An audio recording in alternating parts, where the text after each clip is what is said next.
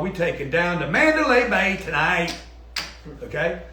The rest of you guys are going there to manage your money. I'm gonna lose $100, I'm gonna lose 25, I'm gonna lose 200. When I do that, I'm out of here. I'm gonna get a couple free drinks and I'm gonna bounce, okay? You are the ones that bought Vegas. You understand what I'm saying? Go there to kill something. Go into business and say, hey, I'm going to build my business today, and you hire other people to manage that business. Does that make sense? Let me see in notes if that makes sense to you.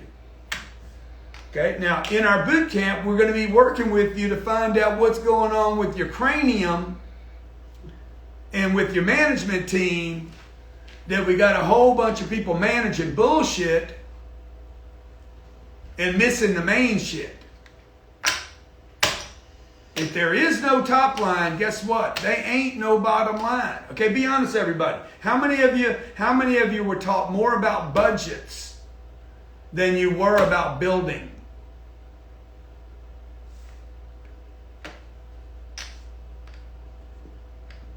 Mom and Daddy, we can't afford that. Yeah, why did your daddy just say, hey, go sell something? You can afford anything you want to afford. See, this is the trap. This is what you guys got to understand. Look, success is 90% mental, but it requires a system. You can't just be running around and, man, it's all mental, man. It's all mental. It's mental, man. I'm just going to be positive and successful. The law of attraction, most of the people that wrote the book, The Law of Attraction, are broke. I could put all of them together. I think there's like 22 of them. I could put them all together and they couldn't buy one of my apartment deals. Because they had an idea. They had an idea. It's, I'm a magnet. Yeah, you a magnet, good. Okay, for what though? And then once you start attracting good shit, what are you going to do to systemize that and scale it out? Because the second you start trying to scale stuff, COVID hits, and you're like, oh, whoa, woe is me. All my income shut off. I pivot. We made a pivot. I got on a plane, flew back here, put in emergency plans, put in recession plans, put in contraction plans. We do it step by step. First thing we did was cut people, cut an entire department, not people, a department. Okay? Second thing we did was went into expansion. We put in policy, statistics, accountability. We put in enforcement, not management, enforcement. You guys want to lose your job? All you got to do is let your numbers go down. We had a policeman right there, accountability, saying, hey, there's punishment and there's rewards. You guys have to build this in. This is a system, okay? You will find it in every great company. It is something that can be easily duplicated, much more easily than my personality. I can't do what Grant does. You could if you have the system. So for you guys that have already joined the boot camp, a bunch of you hooked up yesterday on the VIP. What did I do yesterday? Said, hey, come see our culture. Yeah. How many of you here have been to my offices? Dude, my place is ridiculous. You could bring in Fortune 50 companies, any company. If you own a company, you got 1,000 employees or 10,000. There's been no one here. What did Brian say when he was here? No, he was with Brandon. This lead came from a friend of mine that spoke last year at the 10X Growth Conference. He's a neighbor. Okay, this guy owns 3 or 4 private planes, parks them at his house. Some of you probably know who I'm talking about right now. His neighbor knew that he was going to do this growth conference. He says, hey man, this Grant Cardone guy is the real deal. He's like, dude, he's the real deal, man, I'm telling you. This guy, Brian, comes to our event, comes to our offices, sees our culture. He's like, hey, he spent $340,000 with me this year, through COVID, $340. Mm-hmm. He's like, look, I have been to companies, I have visited companies around the world. What you have at your company invigorated me to such another level. I wasn't even here, by the way. I was in Pueblo, shaving my head, doing dumb stuff, okay? And he says, your business, the fact that you weren't there, Grant, he's like, I'm so glad you weren't there, because a lot of times I think it's about you and your personality, you know? And it's not, it's a system. Who's running the meetings? Who's laying out the plans? Who's doing the accountability? Folks, this stuff is simple. If you're a one-person show, you have to learn this. If you're a 2-person show, you must learn this, okay? By the way, 1 person's easier than 2. 2 is almost impossible, because now you got 2 idiots. Nobody knows what the other person's doing. They're all agreeing. You had 3 people, gets complicated. 4 people, it's like having kids, right? 2 kids, probably easier than 1 kid, okay? 3 kids, no big deal. 4 kids, it's all the same now, okay? But if you're going to get to 100, now you got to start trusting other brothers and sisters to manage the chillins. Okay, number 1, grow the top line, manage the bottom line, okay? That's what we'll do at this boot camp. Number 2, you can grow income. Listen to this. I like Grant, but I don't agree with everything he says. Well, good. You ain't going to be able to disagree with this one. People say the dumbest stuff. I don't agree with everything Grant says. Oh, okay. It's like OJ. OJ's like, I ain't black. Everybody's like, okay. Whatever. I don't even know what you're talking about anymore. Like, what does it matter if you agree with me? Who wants to make some bank? Who wants to have banks? Who would like to have Goldman Sachs and JP Morgan call you? Hey, we'd like a meeting with you. Now you're starting to be in the right part of the universe where people are interested in you. That's where I was talking about the marketing. I'm not talking about marketing a product. Get known. Money follows attention. And as soon as the whale walks into Vegas and wins 100 grand and then 300 grand and knocks down $1 million, what happens to the whole place? Nobody knew he was there. Now everybody's watching this cat, right? Attention follows winners and attention follows money. You understand? Okay. First, the lights got everybody to show up, and then the winner ends up with all the attention. That's why I say in your lifetime, you're going to probably be underpaid most of your career, and if you're lucky, the game you're all playing for is to be overpaid for part of your career. There'll be a little sweet spot where you're going to be like, that whole sweet spot, you can make all the money, all the financial freedoms in the sweet spot where you get overpaid. But it's a bit of a work, and it's a system to get to that one spot. Okay, number 2, you can grow your income. You can never disagree with this. You can grow your income more than you can what? Who knows the answer? I'll give $100. Or do they have the answers? I did this yesterday. I gave $1,000 to somebody yesterday. I'm like, how do all these people know this? How do all these people know this answer? You can grow your income more than you can reduce your expenses. I gave $1,000 away yesterday. Y'all should have protected me against that. They should give that back. They need to give that back. Okay, watch this, okay? How high can I grow my income? How high can you grow your income? So $1 million, $2 million. What's the first number that comes to you? Like this year, you got 3 months left in the year, folks. We're going to do this on 10/10. We're going to do this. This Saturday is going to be October the 10th, 2020. 10/10/2020, man. There's a lot of crazy shit going on. Numerically, there's got to be something weird.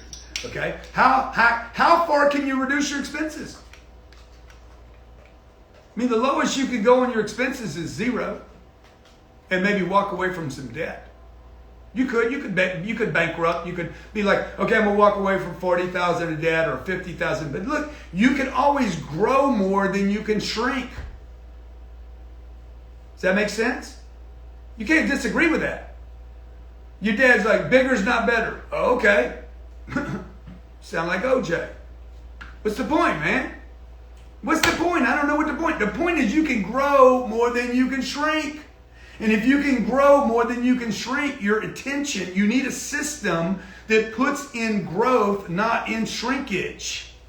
And if you grew up the way I did, you grew up on lower's better, get a good deal, buy on the sale, okay, wait until the last day of the month, buy on, the last day of the month you get a better deal on a car? It's ridiculous, man. Pay cash, then you're going to get a better deal. None of those rules, by the way, even exist in the universe today.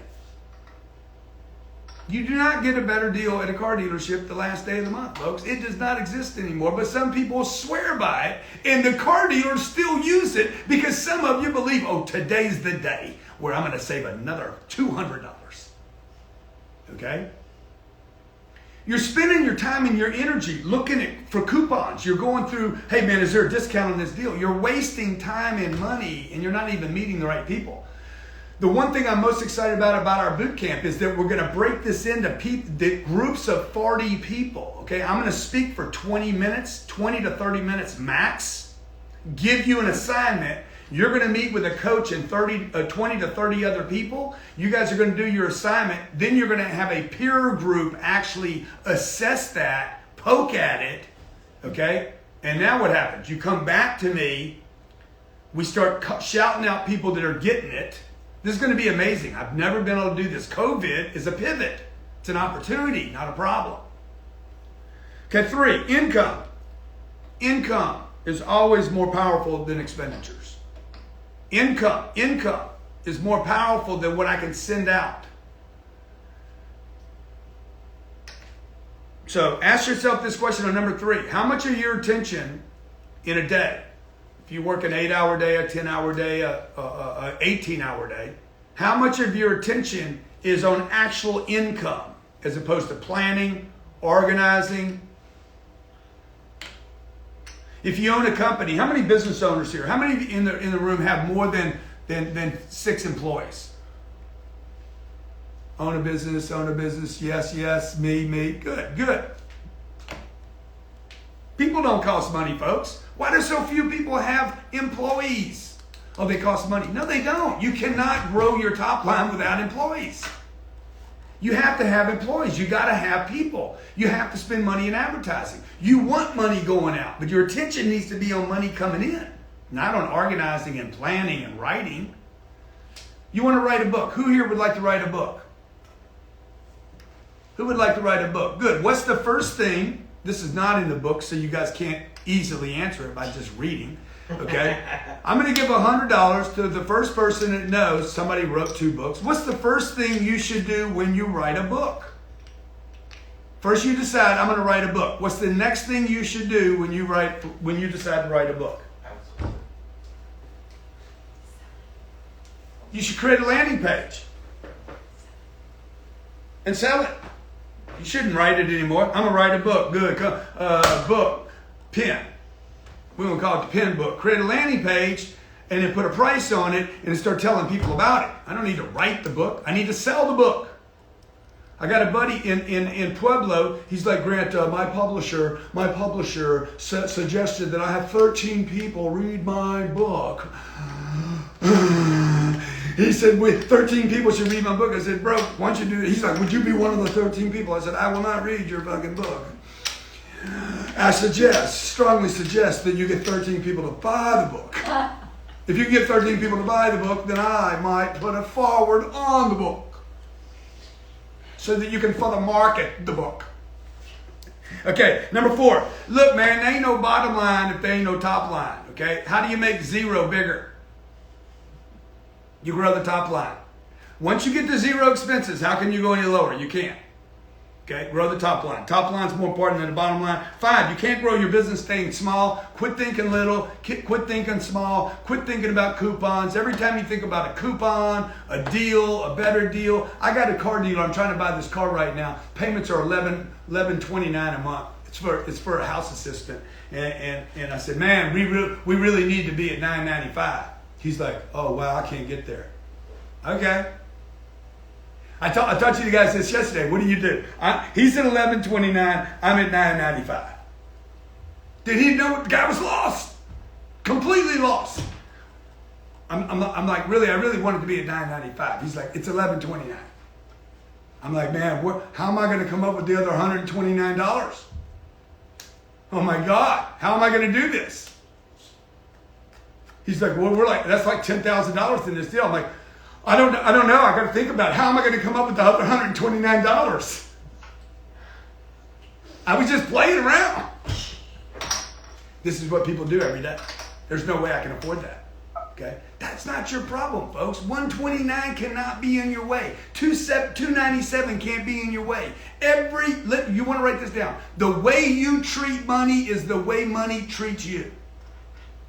You're like, I can't afford $497. I ain't giving Grant Cardone another $497. No, you need to give me another $49 million.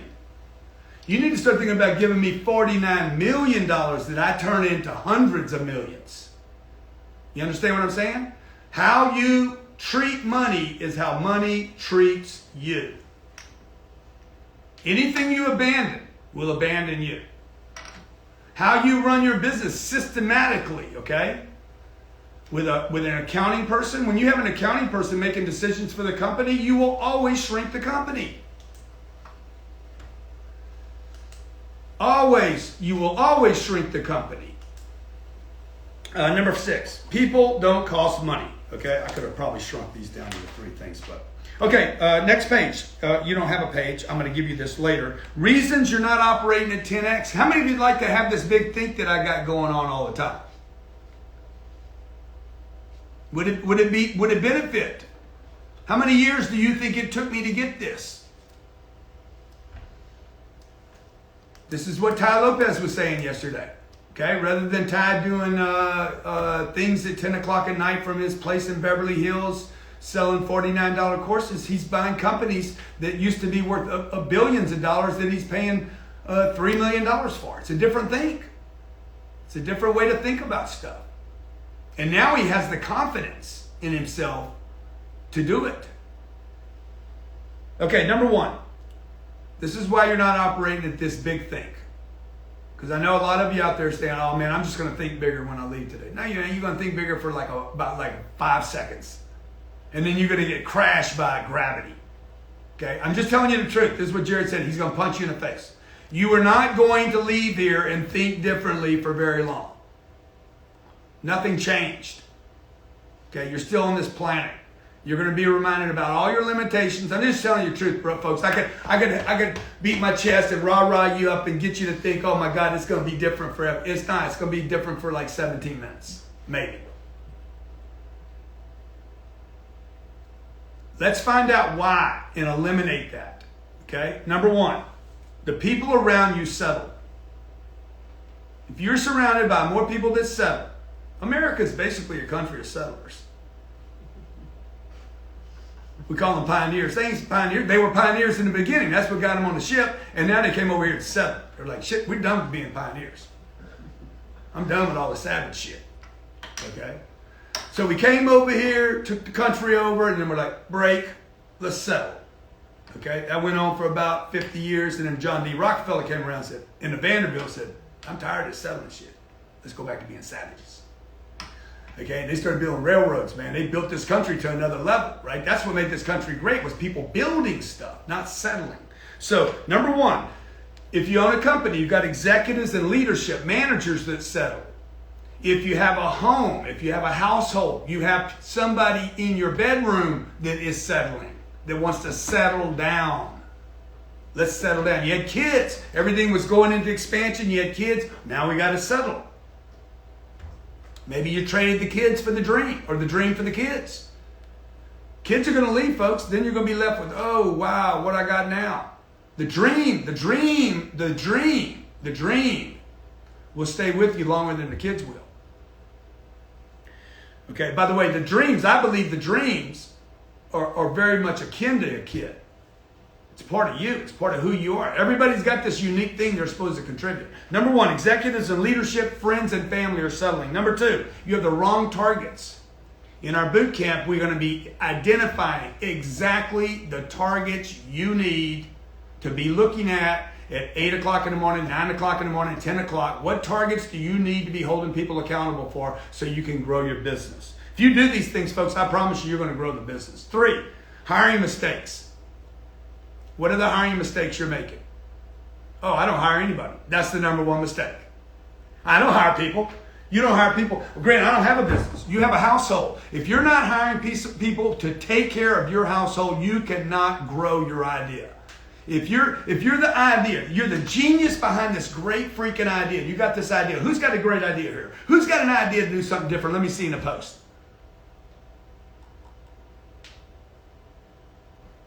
Yet you don't work for someone. Say, hey man, I got a great idea, but I work for someone else. I'm sorry. I have a great idea, but I work for another company. Okay, good. And you go home at night, and you clean up the house. And then Saturday you mow the lawn.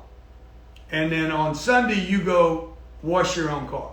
Dude, you just went from being an idea creator to lawn man. Hiring mistakes. Number 1 hiring mistake is that you don't hire. Everybody here, in your budget, you have housing, you have car insurance, healthcare. What else they have? We have electricity, gas, water. You got it all figured out. You still writing your checks? How many of you still write your own bills? You pay your own bills. Dude, you got to stop this craziness. You don't provide your own electricity. What are you talking about, Grant? What I'm telling you is you pay people to provide you with stuff. Electricity, cars, water, food. You go to the store, you go to Whole Foods. You don't build a grocery store. You don't plant your own food. You go over there, you buy it, you bring it home. You call Uber, deliver it. We are becoming a society where more of your stuff should be done for you, particularly if you want to grow a business. Get somebody to do all that stuff that doesn't pay you.